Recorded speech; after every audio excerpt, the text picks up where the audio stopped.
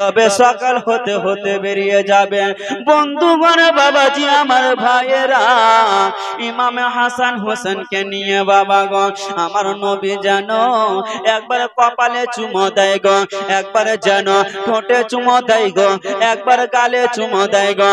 আমার নবী মুস্তাফা যেন বাবা ইমাম হাসান হোসেনকে গো আদর করতে আছে।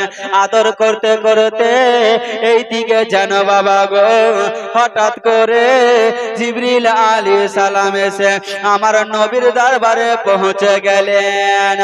আমার নবী ইমাম হোসেনকে নিয়ে বাবা গো যেন আদর যত্ন করতে আছে। হঠাৎ করে মা ফাতেমা দেখতে আছে গো আমার আব্বা যেন হাসি খুশি রয়েছে গো, কিন্তু হঠাৎ করে আবার দেখতে পেল গো আমার আব্বার চোখ দিয়ে কেন অশ্রু ঝরেছে। মা ফাতেমা দুজনা বলতে আছে আব্বা গো আপনি কেন কান্না করেছেন? বলতে আছে বেটি রে আমি কেন কান্না করছি বেটি, তুমি কি বুঝবে বেটি, তুমি বুঝবে না রে মা আমি কেন কান্না করতে আছি।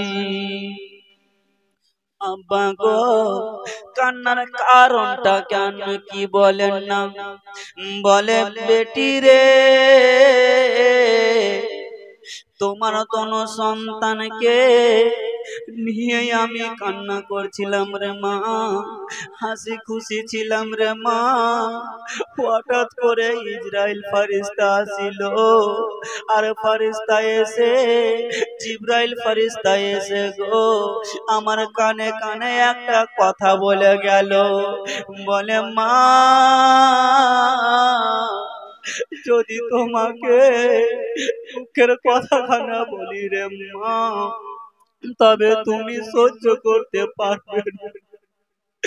মা ফাতেমা বলতে আছে আব্বা বাল্যকাল থেকে আব্বা এমন কোন তোমার দুঃখের কথা শুনিনি, এমন কথা আপনি বলেননি আব্বা গো যে এই ফাতেমা জানে না। আব্বা গো দয়া করে একবার বলো না আপনি কেন কান্না করতে লাগিলে। বলে বেটি ফাতেমা রে শোনো রে মা, আমি যখন দোনো নামাজাকে নিয়ে খেলা করছিলাম মা, হঠাৎ করে যেন জিবরিল ফেরেশতা আসিল আর আমার কানে কানে যেন বলতে আছে ও গো নবী মুস্তাফা আপনি যে নওয়াসাকে নিয়ে খেলা করতে আছেন নবী গো, ওই নওয়াসাকে একদিন যেন আপনার উম্মতের মধ্যে যেন দুষ্ট যেন রয়েছে, বদমাশেরা রয়েছে আপনার উম্মতের মধ্যে গো, ওই যেন দুষ্ট বদমাশেরা কারবালার ময়দানে একটা জায়গা রয়েছে, ওই কারবালার ময়দানে ইমামে হোসেন কে শহীদ করবে গো। এই কথাটা যেমনই শোনা গো মা ফাতেমা জানো অজর নয়নে জন্রে জড়িয়ে পানি জড়িয়ে জড়িয়ে কান্না করছে। বলে আব্বা গো কি কথা শোনালে গো আব্বা, ও গো আব্বা আবার সন্তানকে কে যেন কতল করবে আব্বা, আব্বা গো আমার সন্তানকে কে শহীদ করবে আব্বা। বলে বেটি রে শুধু তাই নাই রে মা, আমার বড় নওয়াসা ইমামে হাসানকে মদিনাতে মা একজন দুষ্ট থাকবে মা, আর যেন তারা বিষ পান করাইয়া আমার ইমাম হোসেনকে বিদায় দিয়ে দিল। ও মা ওই দিন জানো রে মা এমন একটা দিন আসবে মা আমার ইমাম হোসেন শহীদ হবে রে, সেই দিন কেউ থাকবে না। বলে মা আর একটা জিনিস, এই দেখো আমার হাতে মাটির মা, এই মাটি খানা জিবরিল যেন দিয়ে গেল, জিবরিল দিয়ে গেল। কোথায় দিয়ে গেল? ওই কারবালার ময়দান থেকে মা এক মুষ্টি মাটি দিয়ে গেল। তবে মা এই মাটিখানা ভালো করে রাখতে হবে। ফাতেমা বলতেছে আব্বা মাটিখানা দিয়ে দাও আমাকে। বলে মারে মাটিখানা তোমাকে দিব না, কারণ মা এই মাটিখানা আবু বকরকে দিব না, এই মাটিখানা উমরে ফারুককে দিব না, এই মাটিখানা কাউকে দিব না, এমনকি আমার নিজের কাছে রাখবো না। বলতে আছে আব্বা জান কেন দিবেন না বলুন না? বলতে আছে মারে শোনো, এই কারণে আমি দিব না রে মা, এই কারণে ওই সময় তুমিও থাকবে না রে মা, ইমাম হাসানও থাকবে না, হযরতে আলী থাকবে না, হযরতে ইমামে হুসেন থাকবে, আমিও থাকবো না, সাহারা দেনেওয়ালা কেউ থাকবে না। তবে মা শোনো, এই মাটিখানা একজনের কাছে দিব মা, যেটা হচ্ছে আমার আপন স্ত্রী, যার নাম হচ্ছে উম্মুল মুমিনিন হযরতে আপনারা হযরতে সালমা রাদিয়াল্লাহু তাআলা আনহা। এই আমার নিজের স্ত্রীকে দিব, আরে দিয়ে তাকে বলে দিব বিবি রে এই মাটিখানা যেন একটি শিশিতে ভরে রেখে দিবে। যেমন ডাক দিলে বিবি আমার তাড়াতাড়ি করে শোনো, জানো আমার নবীর বিবি গো আমার নবীর কাছে এসে হাজির যেন হয়ে গেল গো, হাজির হয়ে তো গেল গো, হাজির হয়ে জানো বাবা বলতে আছে গো স্বামী আমার, কি কথা বলছেন বলেন না? বলে বিবি এই মাটিখানা দেখো রে বিবি, এই মাটিখানা যেন শিশিতে ভরে রেখে দাও, এই মাটিখানা শিশিতে ভরে রেখে দাও। বলতে আছে বিবি কেন স্বামী বলেন না একবার?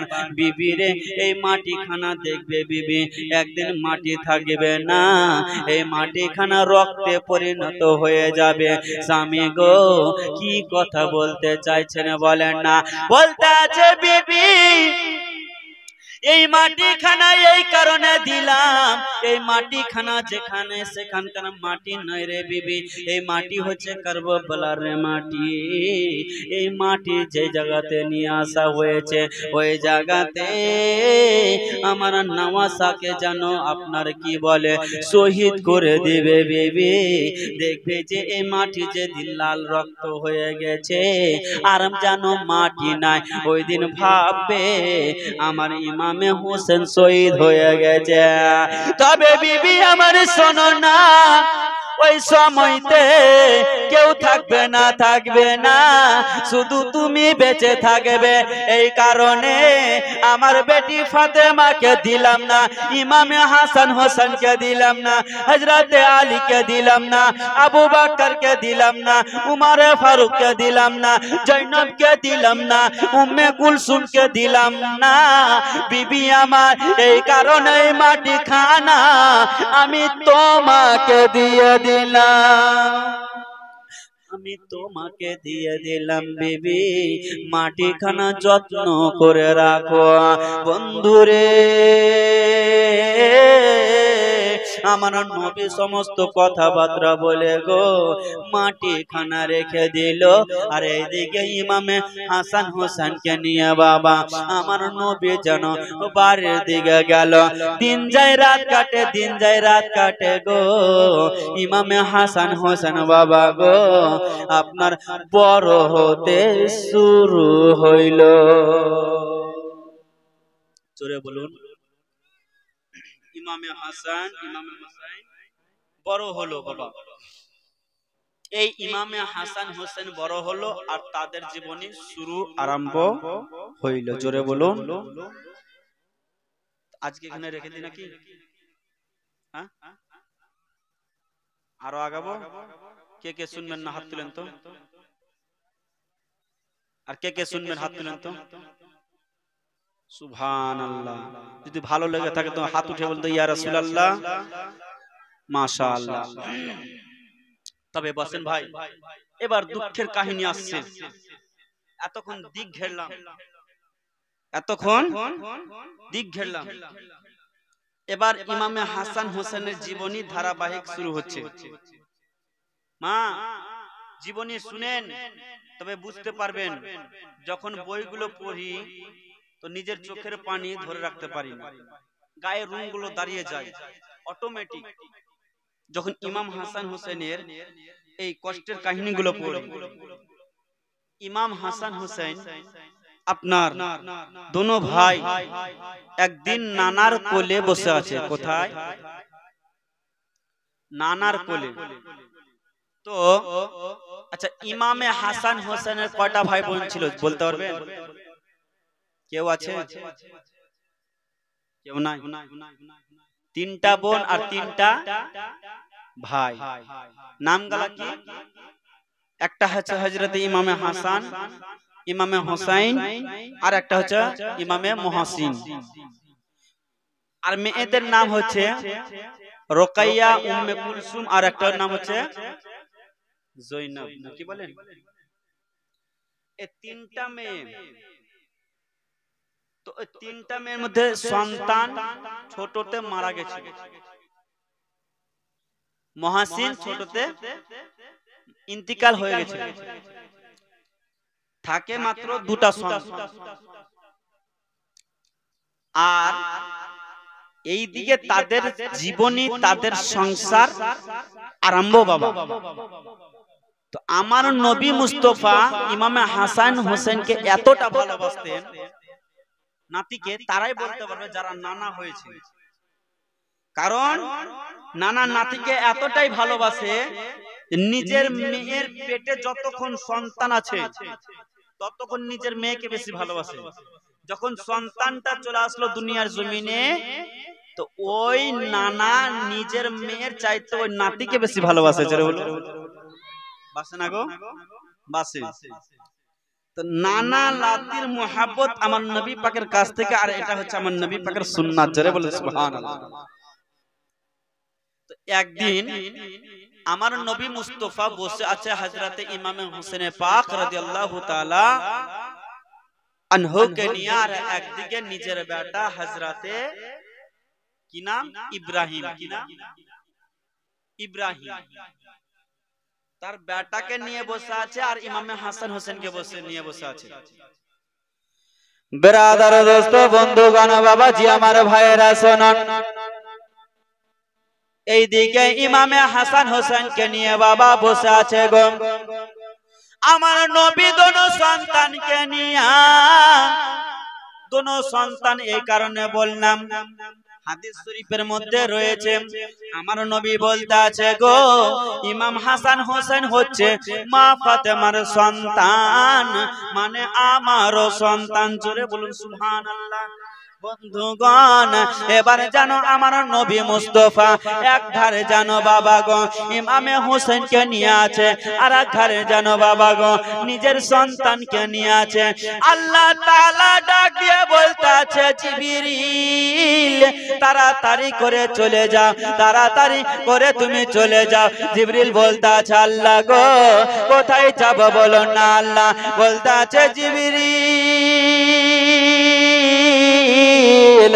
আমার নবীর দরবারে তাড়াতাড়ি করে চলে যাওয়ার। বলতে আছে, কেন কেন? বলতে আছে, জিবরিল শোনো না, আমার নবীকে গিয়ে বলে দাও আল্লাহ পাক দুটি সন্তানের মধ্যে একটি সন্তানকে আমার আল্লাহ পাক চেয়েছে। জোরে আমার আল্লাহ পাক চেয়েছে। বন্ধুগণ, কেমন আমার নবী মুস্তাফা ছিলেন, আমার আল্লাহ পাক পরীক্ষা করছেন গো। আমার নবী মুস্তাফা যেন বাবা গো বসে রয়েছে গো, আর সিদরাতুল মুনতাহা ছেড়ে হযরতে জিবরিল আলাইহিস সালাম বাবা গো এসে যেন হাজির হয়ে গেলেন। ইয়া রাসূলুল্লাহ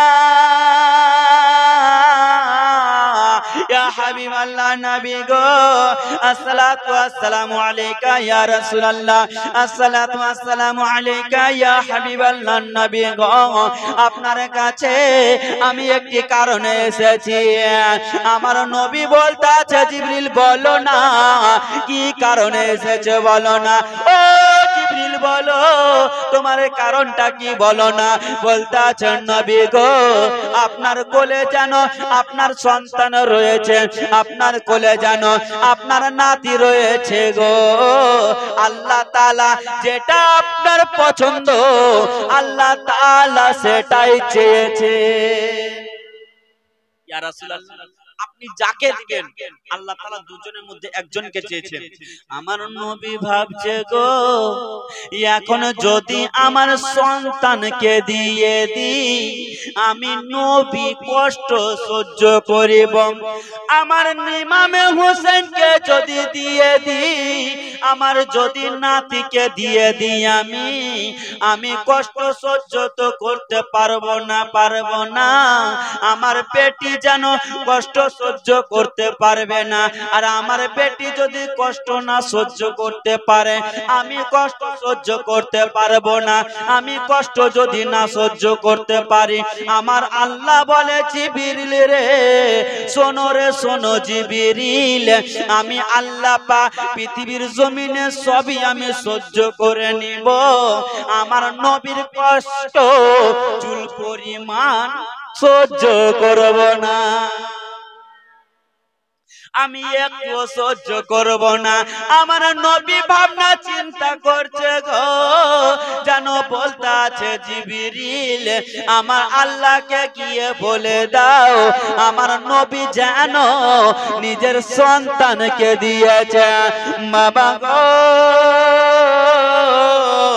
ও গো মা এইদিকে আমার নবী জানো নিজের সন্তানকে বাবা দিয়ে দিল গো ইমামে হোসেনকে বাবা জানো দিলে না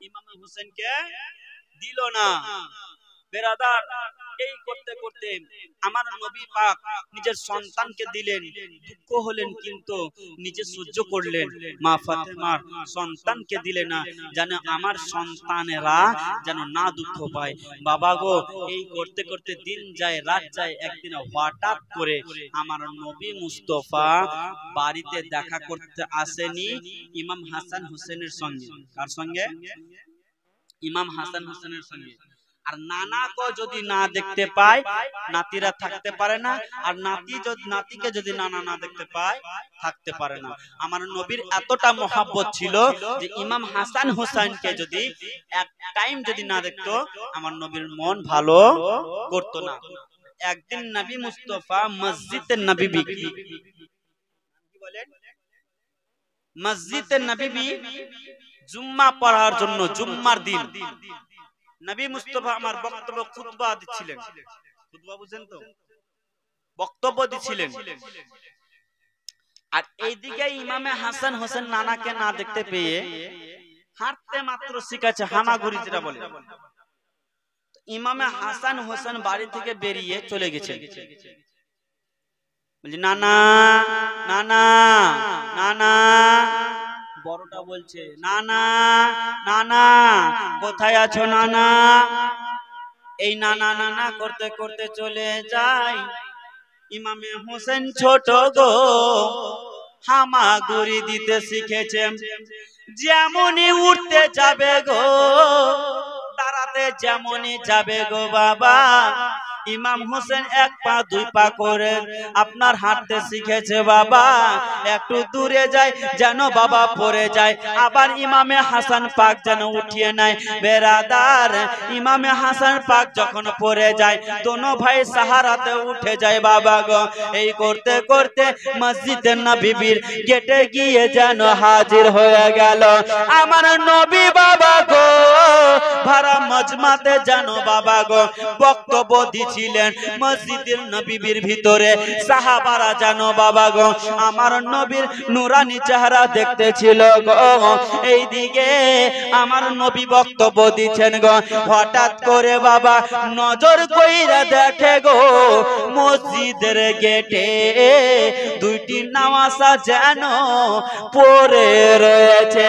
আমার নবী বক্তব্য ছেড়ে দিয়ে গো তোর মারতে মারতে বাবা গো ইমামে হাসান হোসেনকে কোলে নিয়ে আদর করে। জোরে বলুন।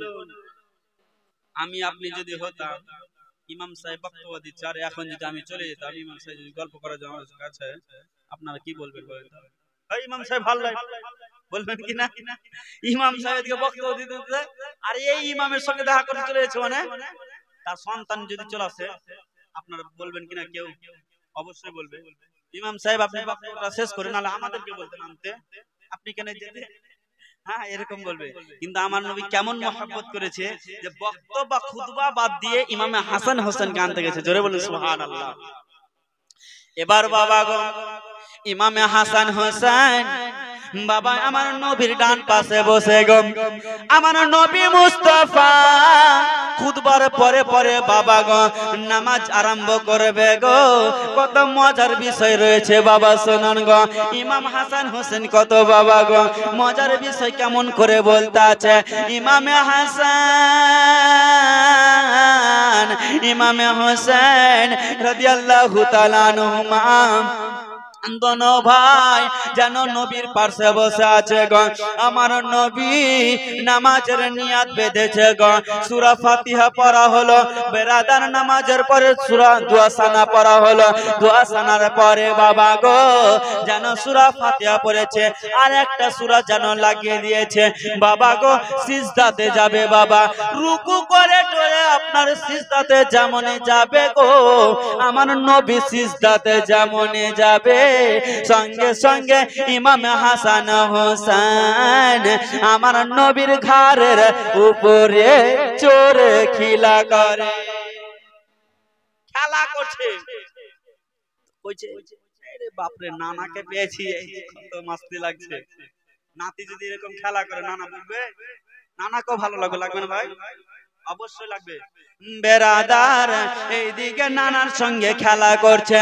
সাহাবারা যেন বলতে আছে গো আল্লাহ আজকে কি হয়ে গেল, আমার নবী কেন সিজদা লম্বা করে দিয়েছে? বন্ধুগণ সিজদা কেন লম্বা করে দিয়েছে? বেরাদার সাহাবারা যেন বলতে আছে গো সিজদা কি উঠাবে না, সিজদা কি উঠাবে না। এইদিকে আমার নবী বলতে আছে গো আমি যদি সিজদা থেকে মাথা উঠিয়ে নি আমার নামাজা ইমামে হাসান হোসেন বাবা আমার ঘাড়ের উপরে চড়ে রয়েছে, আমার ঘাড়ের উপরে খেলতে আছে। এখন যদি সিজদা থেকে উঠিয়ে নি মাথা আমার নামাজা পড়ে যেতে পারে, আর আমার নামাজা যদি পড়ে যায় আমি নবী দুঃখ পাবো, আমার মা ফাতেমা দুঃখ পাবে, আমার আল্লাহ দুঃখ পাবে। না না না, আমার নামাজা যখন নামবে গো আমি সিজদা থেকে মাথা উঠাবো। এই করতে করতে বাবা গো কিছুক্ষণ হয়ে যেছে বাবা, আমি আপনি যদি হতাম গো সিজদা থেকে উঠে রহিমার বাপ উঠে আছে বলতাম কিনা টিঙ্কুর বাপ উঠে আছে সিজদা কেন উঠাই? বেটি ছেলের মধ্যে যদি হতো তো কেমন হতো? আমার তিনটা নানি ছিল বুঝতে পারলেন তো বলছে আল্লাহু আকবার, একটা মুরগি চলছে হাঁকা, মুরগিটা হাঁকা। তো আর একটা বুড়ি নানি বলছে কথা কথা হয় না নম্বর ছুটে আলো। তো আর নানি বলতে আছে ওর নামাজ ছিল কথা বলে তোর তো নাম ছুটে আলো। আচ্ছা কি না এমন আছে ভাই। হ্যাঁ তো সিজদাতে গেছে, তো আমি আপনি হলে কি হতো অবস্থা? সাহাবা কাকে বলেছে বাবা গো? সাহাবা কি জিনিস বাবা গো? আরে সাহাবার কথাগুলো হাদিসগুলো গো আমার আপনার মতন কাটমুল্লা বলতে আছে এটা হাদিস জয়ীফ বাবা। ওই দিকে গেলাম না বেরাদার, মূল উদ্দেশ্যের দিকে চলেন বাবা। ও গো মা ও গো আব্বাজিরা শোনেন গো ভাইয়েরা গো, আমার নবী যেন সিজদা লম্বা করে দিয়েছে। কিছুক্ষণ হয়ে গেল, আমার এবার ইমামে হাসান হোসেন বাবা গো সিজদা থেকে যেমনই নেমেছে গো, আমার নবী মাথা খানা উঠিয়েছে, আর উঠিয়ে বাবা গো সালাম খানা ফিরিয়েছে। সালাম খানা যেমনই ফিরিয়েছে, যেন সাহাবারা বলতে আছে ইয়া রাসূলুল্লাহ, ইয়া হাবিবাল্লাহ, নবী গো আপনি কখনো নামাজ লম্বা করেন না। ইয়া রাসূলুল্লাহ, ইয়া রাসূলুল্লাহ, আপনি কখনো সিজদা লম্বা করেন না। আজকে এমন কি হয়ে গেল, জিবরিল আলাইহিস সালাম কি আপনার উপরে আল্লাহ তাআলা কি ওহী নাজিল করেছিল, না আল্লাহর আদেশে আপনি সিজদা লম্বা করেছিলেন? জোরে আমার নবী বলছে না, কোনটাই নয় হুজুর, কোনটা নয়। মানে কি সিজদা তাহলে লম্বা কেন? কারণ আমার নবী পাকের হাদিস রয়েছে, এমন এমন জায়গাতে আছে ভাই, ইমাম সাহেব পাশে বসে আছে জানেন, জামাতে যখন নামাজ পড়াবে লম্বা সূরা ধরা ঠিক না। কি লম্বা সূরা ধরা ঠিক না? কারণটা কি জানেন? লম্বা সূরা ধরবেন, আপনার ওই জামাতের ভিতরে কত লোক বয়স্ক আছে না, তার অসুবিধা হয় না? আমার নবী খুব বড় সূরা ধরতে বলেনি, খুব ছোট না, মিডিয়াম। আপনি একাই নামাজ পড়বেন, আপনি সারা রাত দাঁড়িয়ে নামাজ পড়বেন, অসুবিধা নাই। অসুবিধা জামাতে যখন পড়াবেন, কেউ পড়ান না কেন, একদম মিডিয়াম, খুব বড় না খুব ছোট না, যাতে অপরের অসুবিধা না হয়। এমনও বয়স্ক লোক আছে যে অতক্ষণ দাঁড়িয়ে থাকতে পারে না। তো বেরাদার দোস্ত বন্ধুগণ, আমার নবীকে বলতে আছে ইয়া রাসূলুল্লাহ, আপনি তো নামাজে জামাতের সময় আপনি তো নামাজকে লম্বা করেন না, সিজদা লম্বা করেন না, একদম মিডিয়াম করে। আজকে কি হয়ে গেছিল? আমার নবী বলতে আছে আবু বকর, ও আবু বকর শোনো রে, আজকে আমি সিজদা কেন লম্বা করেছি জানো? বলে ইয়া রাসূলুল্লাহ, ইয়া হাবিবাল্লাহ, নবী গো আমাদের চাইতে আপনি বেশি ভালো জানেন। জোরে হবে না? এখন বলবেন না তো, ভোরের সময় বলবেন নাকি? জোরে বলুন সুবহানাল্লাহ। নবী গো আমাদের চাইতে আপনি বেশি ভালো জানেন।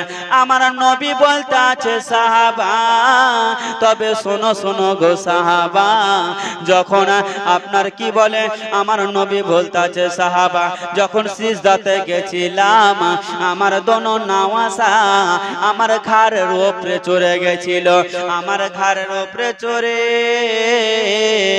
যেন কুস্তি করতেছিল গো। আমি ভাবলাম আমি যদি সিজদা থেকে মাথা উঠিয়ে নিয়ে আমার নামাজা পড়ে যাবে, আমার নামাজা যদি পড়ে যায় তবে আমি কষ্ট সহ্য করতে পারবো না, এই কারণে আমি সিজদা লম্বা করেছি। এবার বাবা সিজদা লম্বা করা হলো, ইমামে হাসান হোসেন বাবা বাড়ির দিকে রওনা হচ্ছে, বাড়ির দিকে রওনা হচ্ছে গো। আর বাইরে থেকে আম্মা জানকে ডাক দিচ্ছে, আম্মা জান, আম্মা জান, মা জান আজকে খুশির খবর শুনবে গো মা। মা ফাতিমা বলতে আছে বেটা রে, ওরে আমার লাডলা দুলারা বেটা, বলো বেটা বলো কি খুশির খবর বেটা, বলো না। বলতে আছে মা গো আমার নানা যখন নামাজে গেছিল মা, আমার নানা যখন সিজদাতে গেছে গো মা, তখন আমি আর আমার ভাই গো মা আমরা জানো ওই আমার নানার ঘরের উপরে চড়েছিলাম, আমার নানা সিজদা লম্বা করেছে। মা ফাতেমা বলতে আছে বেটা রে, এরপরে যদি যাও রে বেটা তোমাদেরকে মারবো বেটা। বলে মা আমার নানা আমাদেরকে কিছু বলেনি মা, আর তুমি কেন মারতে চেয়েছো গো মা? আমার নানার ঘাড়ের উপরে চড়ে থাকলাম, তবু আমার নানা কিছু বললো না, আপনি কেন বকা দিলেন? বেরাদার আমার নবীর ঘাড়ে আজকাল কথা কিছু কথা উঠে না ভাই, যে নবীর স্মরণ যদি আসে নামাজ হবে না, এরকম কথা বলছে কিনা অনেকে বলছে। আমার নবীর স্মরণ যদি না আসে কার স্মরণ নিব? আমার নবী তো ইমামে হাসান হোসেনের স্মরণে ছিল, ছিল না? তো আমার নবীর নামাজ হয়েছে কি হয়নি? আরে ভাই বলেন না, হয় কিছু হয়নি? হ্যাঁ, তো আমার নবীর নামাজ হবে না তো কার নামাজ হবে? জোরে বলুন সুবহানাল্লাহ। যার জন্য দুনিয়া সৃষ্টি তার নামাজ হবে না তো কার নামাজ হবে? হ্যাঁ বেরাদার দোস্ত, এই নবীর জন্য সবই, এই নবী রাহমাতাল লিল আলামিন। জোরে বলুন। দুনিয়াতে এলেন নবী মোর আল আমিন হয়ে, 12 রবিউল আউয়াল মা আমিনার ঘরে। দুনিয়াতে এলেন নবী মোর আল আমিন হয়ে, 12 রবিউল আউয়াল মা আমিনার ঘরে। আমার নবী দুনিয়াতে আল আমিন হয়ে এসেছে। আর আল আমিন মানে কি গো? সত্যবাদী। সুবহানাল্লাহ, আলহামদুলিল্লাহ, সত্যবাদী। বন্ধুগণ এই দিকে চলেন বাবা গো, জীবনের দিকে আগে বাড়ুন গো বাবা। এবার ইমামে হাসান গো বলে মা আজকে মজার কথা শুনবে গো মা। বলে বেটা রে কি মজার কথা বলো না বেটা। ও লাডলা দুলারা বলো বেটা, বলো কি কথা হয়েছে বলো। বলে মা গো আমার নানা আজকে সিজদা লম্বা করে দিয়েছে। বলে বেটা রে এরপর যদি যাও রে বেটা নামাজের সময়তে এরকম ডিস্টার্ব করিও না বেটা, এর কারণে তোমাদেরকে মারবো বেটা। বলতে আছে মা গো আমাদেরকে কেন মারতে চাইলে গো মা বলো না। বলে বেটা রে তোমাদের ওই নামাজের সময়তে বেটা অনেকগুলো সাহাবা ছিল, কোন সাহাবা হয়তো একটু কোনো অসুবিধা হতে পারে বেটা, এতক্ষণ তোমরা নামাজে বেটা সিজদাতে ছিলে বেটা, তাদের অসুবিধা হয়েছে বেটা, তাদের হয়তো দুঃখ পেয়েছে বেটা। বলে মা আমরা জানো না কেন মজার কথা বললাম গো মা। আমরা নানা জানো সিজদাতে যখন গেছিল গো মা সাহাবারা জানো কতবার জানো সুবহানা রাব্বিয়াল আলা বলেছিল মা জানো। বলতে আছে বেটা রে কতবার বলেছিল বলো না বেটা। ও গো মা জননী কতবার বলেছিল জানো গো মা। কিতাবের মধ্যে বাবা পাওয়া যায় গো বাবা, আনোয়ারুল বায়ান বলে একখানা কিতাব রয়েছে বাবা গো। সেই কিতাবের মধ্যে লিখছে গো একবার নয়, তিনবার নয়, 7 বার নয়, 11 বার নয়, ওই সিজদাতে গিয়ে গো 72 বার সুবহানা রাব্বিয়াল আলা পড়েছে। জোরে বলুন কতবার? 72 বার। শুনেছেন কোনদিন জীবনে? শুনেছেন? পাবেন না। আর ইনশাআল্লাহ যেগুলো বলবো ইনশাআল্লাহ কিছু রাখেন, কারণ আমার জীবনে সব রকম পাবেন, কিছু শিক্ষাও পাবেন। বেরাদার 72 বার বলেছে। আমার মা ফাতেমা বলতে আছে বেটা 72 বার বলেছে রে লাল, কিন্তু তাদের মনে হয়তো দুঃখ হয়েছে রে বেটা। বলে মা গো সাহাবারা 72 বার তাসবিহ পড়েছে গো মা, এতে আমাকে বকা দিচ্ছ গো মা। কিন্তু মা তুমি কি জানো না কারবালার সার জমিনে গো মা আমার সামনে কেউ থাকবে না গো মা, ওই ইয়েজিদি কুত্তারা গো মা আমার সেনাতে গো মা, একখানা নয় দুইখানা নয় আমার সিনাতে গো মা 72 খানা তীর যেন মারবে, 72 খানা তীর মারবে গো মা। আজকে সাহাবারা 72 বার সুবহানা রাব্বিয়াল আলা যদি সহ্য করতে না পারে 72 খানা তীর সহ্য কিভাবে করব গো। ওইদিকে জিবরিলকে বলে জিবরিল আমার ইমামে হোসেনের পরীক্ষায় এখন নেব না, আমার ইমামে হাসান হোসেনের পরীক্ষা তো একদিন কারবালায় হবে, কারবালাতে হবে। ওইদিকে আল্লাহর সঙ্গে কথা হচ্ছে গো, এইদিকে মা ফাতেমার সঙ্গে ইমামে হাসান হোসেনের কথা চলছে। মা গো আমাকে 72 খানা তীর মারবে গো মা, আমি সহ্য করব কিভাবে? ও গো মা আমাদের যদি ভুল হয়ে থাকে গো মা, আমাদেরকে ক্ষমা করে দিও গো মা। লালে রে এমন কেন কথা বলছো রে বেটা, এমন কথা বলিও না। মা গো আমরা আর কোনোদিন নানাকে মা নামাজে ডিস্টার্ব করব না গো মা। দোনো ভাই এই মতো কথা বলে গো। আর যেন ইমামে হাসান হোসেন বাবা নানার কাছে তোর মেরে যাচ্ছে গো। নানাকে ডাক দিল গো, নানাকে সব ঘটনা খুলে বলল। আমার নবী বলতাছে মা রে আমার ইমাম হাসান হোসেনকে মা কোনদিন বকা দিও না।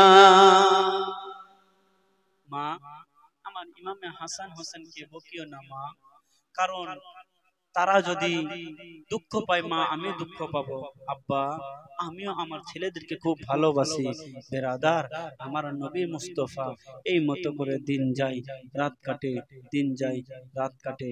বাবা গো ইমাম হোসেন বড় হতে লাগলো বাবা, এই দিকে বড় হচ্ছে, এই দিকে ইমাম হোসেনের জীবনী চলছে। আজকে রাত বাবা আপনার 12:15 বেজে গেল, এখান থেকে শেষ করে দিই নাকি? আর একটু বলবো 12টা পর্যন্ত, 3টে যে মুলবি সাহেব ঈদে মেলায় কুছ খেয়েছে, আজকে ছাড়বো না। আচ্ছা একবার দরুদ পাক বলুন তো আল্লাহ।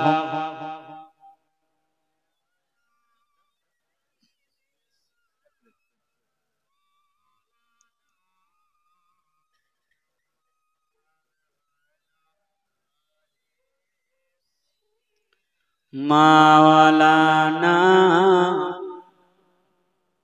মোহাম্মদ, মানে यार বলছে কাঁচা বাদাম যদি 2-3টা পেতাম। ইয়াদের আওয়াজ নেই ভাই, যতটি লোক আছে যদি 5% করে বলে মনে হয় 500 পাওয়ার হবে, হবে না?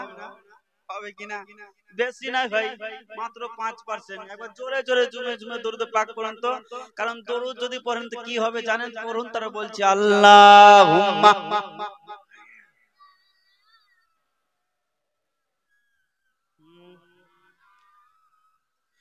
ওয়ালা আলে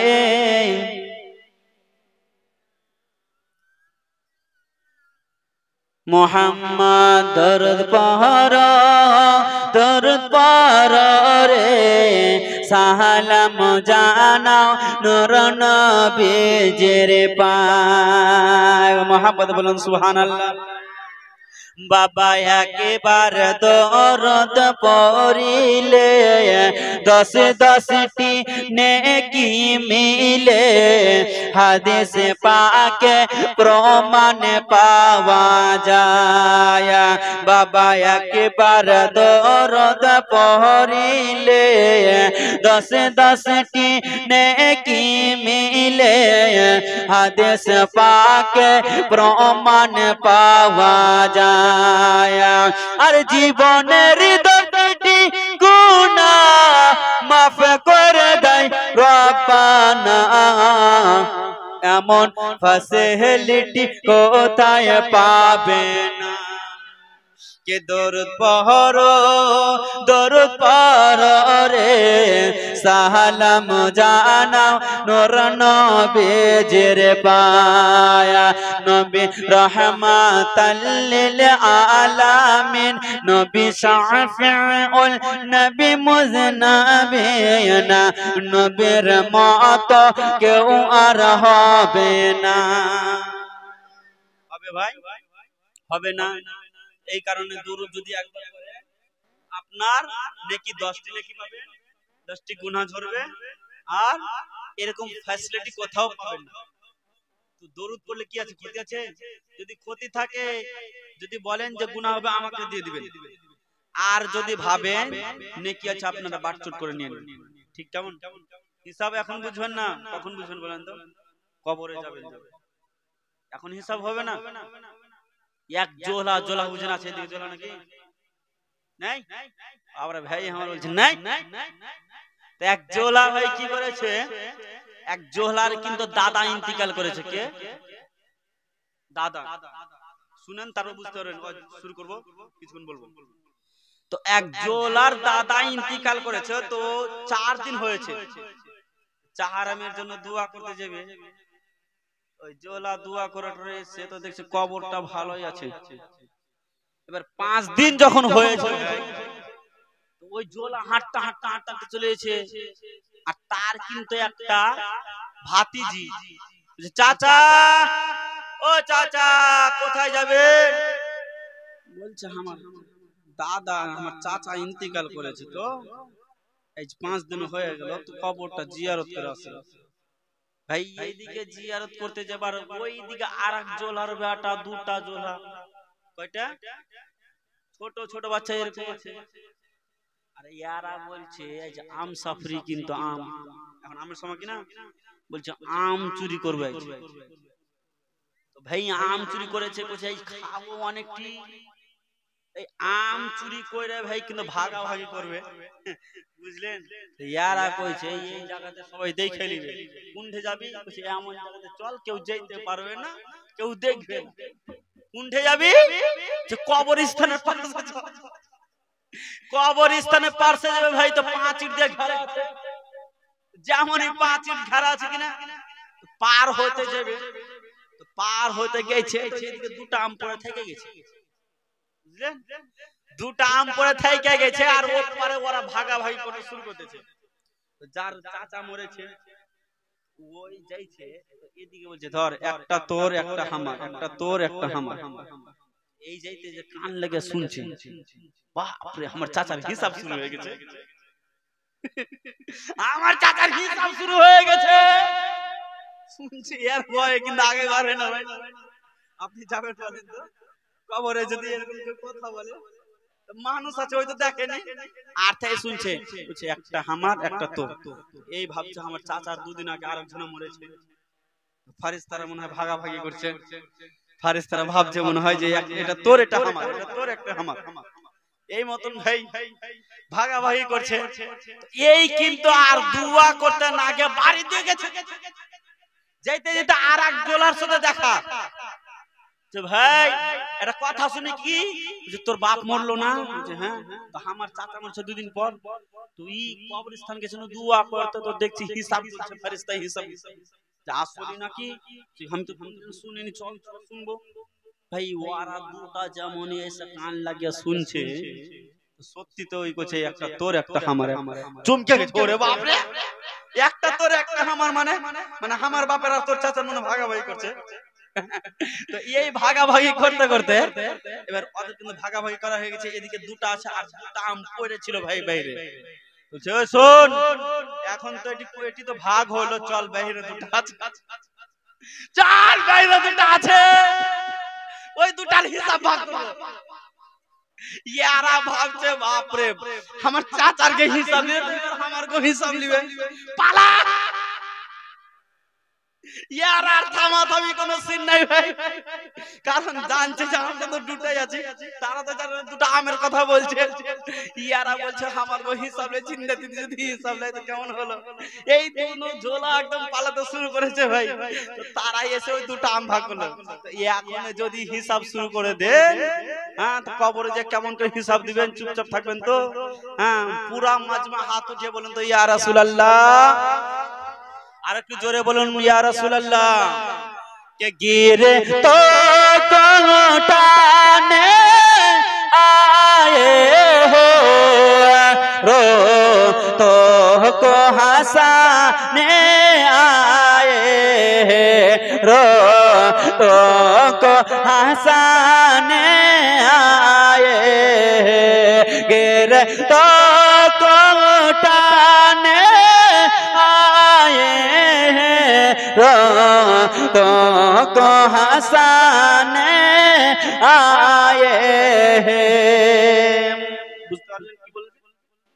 বুঝতে উর্দু কি বুঝতে পারবো আর সিরিয়াল যদি এখনি চলে আসতো টাংরে টাংরে টাংরে সব বুঝাই যেত আমার নবী মুস্তাফা আসলেন গির তো কো উঠানে মানে যে পড়ে যাচ্ছে আমার নবী মুস্তাফা তাকে উঠাতে আসছে রো তো কো হাসানে আয়ে হে মানে যে কান্না করছে তাকে হাসাতে আসছে জোরে বলেন সুবহানাল্লাহ অনেকগুলো গজল আছে বলবো যেমন ভোজপুরি একটু ঝলক দিই তারপরে বক্তব্য শুরু করব ভোরবে সমैया रहल दिनवा संबार हो भोरबे समैया रहल दिनवा संबार हो भोरबे समैया रहल दिनवा संबार हो महका में पैदा भैलन अरबी सरकार हो जोरे महका में पैदा भैलन अरबी सरकार हो অনেক কাজালের বস্তা আছে তবে আজকে যদি সব শুনেলি আরো ছড়ায় বন্ধুগণ আমার বাবাজি আমার ভাইয়েরা ইমাম হোসেন বড় হয় বাবা গো ইমাম হোসেন দিন কাটে বড় হয় আমাদের যেমন মা ফাতেমার বাড়িতে কোনো কিছু খাবার ছিল না মা ফাতেমা পানি খেয়ে রোজা রাখতাম আবার পানি খেয়ে দোয়া করব ইনশাআল্লাহ একজন ছোট বাচ্চা দিদির নামে দিয়েছে তোর বুড়া দিদি না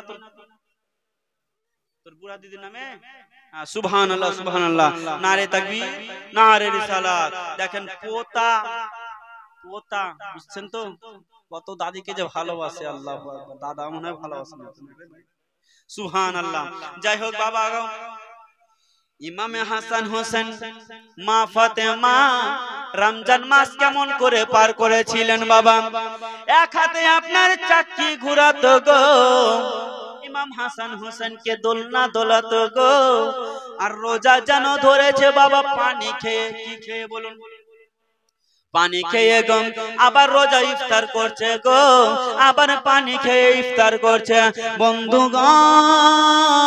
বন্ধুগণ আমাদের রোজা বাবা কেমন গো মা ও গো মা একটু মনোযোগ দিয়ে শুনেন গো মা যদি কোনো মেয়ে আপনার পেটে সন্তান থাকছে গো মা বাপ মায়ের বাড়ি যখন যায় ওই মেয়েটাকে বলতে থাকে মা রে তুমি রোজা রাখিও না কারণ তুমি রোজা রাখতে পারবে না তবে মা সাবধান হয়ে যাও মা বিনা কারণে যদি একটা রোজা ছুটে যায় তোমাদেরকে হিসাব দিতে হবে মা কারণ তোমাদের জন্য অনেক মাপ রয়েছে গো মা আর বিনা কারণে যদি একটা রোজা ছুটে যায় আব্বা গো তার আদায় কখনো করতে পারবেন না পারবেন না কারণ একটা রোজা যদি ছুটে যায় একটা রোজার বাদাওলাতে 60 খানা কত জানা আছে এটা জানা আছে চাচা 60 খানা রোজা রাখতে হবে 60 খানা কেমন করে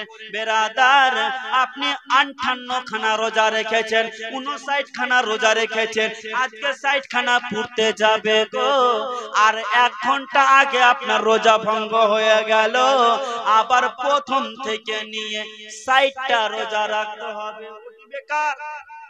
ওটি বেকার আবার 60টা রোজা রাখতে হবে সেটাও যদি না পারেন তো 60 জন মিসকিনকে কত 60 জন মিসকিনকে দুবেলা পেট ভরে খেলাতে হবে এখন মিসকিন কোনকে বলতে যাবেন পাবেন এই এর কাছে দেখবেন তো এর কাছে 500 টাকা নোট আছে আছে না আছে আর মাগে এই কারণে নারীরা বেশি হচ্ছে জাহান্নামী কারণ তোমাদের তো মাপ আছে মা মাপ থাকার সত্ত্বেও তোমরা এমনি রোজা রাখো না খুবই খিদা লাগছে পারি না হ্যাঁ এতটি রোজা গেল তো যায় যে রোজা করছে সে বুঝছে আর যে রোজা করে সে খালি দিন গুনতেছে আজ কয়টা রোজা হলো এই 5টা রোজা হলো 6টা রোজা হলো কিন্তু হিসাব দিতে হবে ভাই বন্ধুগণ আগান জীবনের দিকে বাবা গো এই দিকে মা পানি খেয়ে যেন রোজা রাখতে আছে গো বাবা গো। যেই দিন 29 রোজা হবে গো, 30 রোজা হয়ে গেল, আসমানের দিকে বাবা গো চন্দ্র যেন উঠেছে।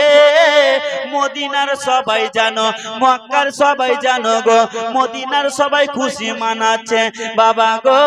চন্দ্র উঠে গেছে, কালকে ঈদের নামাজ পড়তে যাব, সবাই খুশি মানাচ্ছে। এইদিকে ইমামে হাসান হোসেন গো যেন বাবা বলতে আছে, সকলের সঙ্গে খেলা করতে আছে গো, আর বলতে আছে ভাই ইমামে হাসান, ও ভাই ইমামে হোসেন, বলো তোমাদের নতুন পোশাক কোথায়?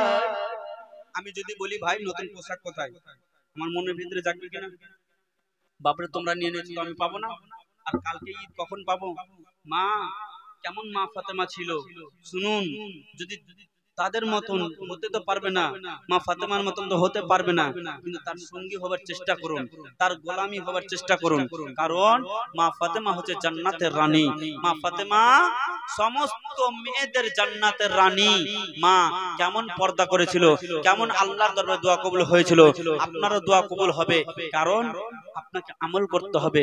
বেরাদার, মা ফাতেমা নামাজ পড়ার জন্য মশলা পাড়তে গেছে গো, যেমনই মশাল্লা খানা পেরেছে গো, ইমামে হাসান হোসেন এসে বাবা গো মশাল্লা খানাতে বসে গেল। ও গো মা একটা কথা বলবো গো মা। কি কথা রে বেটা? ওরে আমার লাডলা দুলারা বলো না, কি কথা বলবে বেটা বলো? বলতাছ মা গো কালকে ঈদের নামাজ হবে গো মা, এখন পর্যন্ত আমাদের পোশাক এলো না। ও গো মা সবাই ঈদের নামাজ পড়তে যাবে গো মা, আমরা কি ঈদের নামাজ পড়তে যাব না? কোনো ছেলের নয়নে টস টস করে পানি পড়তে আছে বাবা গো। আর এইদিকে ফাতেমা যেন বলতে আছে লাল রে কান্না করিও না রে বেটা, কান্না করিও না। ওরে লাডলা দুলারা, ওরে কলিজার পারা, কান্না করিও না রে বেটা। বলতে আছে মা গো কান্না করবো না গো মা, আমাদেরকে যদি ড্রেস দিয়ে দাও গো মা, আমাদেরকে যদি পোশাক দিয়ে দাও গো মা, আমরা কখনো কান্না করবো না গো মা। ও গো মা আমরা যদি পোশাক পেয়ে যাই গো মা, তবে আমরা খুশি হয়ে যাব গো মা। ফাতেমা বলতে আছে লাল রে তোমাদেরকে আমি কথা দিলাম বেটা, তাড়াতাড়ি করে বেটা মুসাল্লা থেকে উঠে যাও বেটা, আর তোমরা নামাজ খানা আদায় করে এসো বেটা। বেটা রে তোমরা নামাজ খানা পড়ে এসো বেটা, আমি নামাজ খানা পড়ে নে বেটা। আর তোমাদেরকে কথা দিলাম বেটা সকালে যেন তোমরা পোশাক পেয়ে যাবে। ইমামে হাসান হোসেন গো কেমন মা জননী ছিল গো, মায়ের কথা শুনে মুসাল্লা থেকে হটে গেল। মা ফাতেমা ভাবছে আল্লাহ আমার সন্তানদেরকে কথায় আমি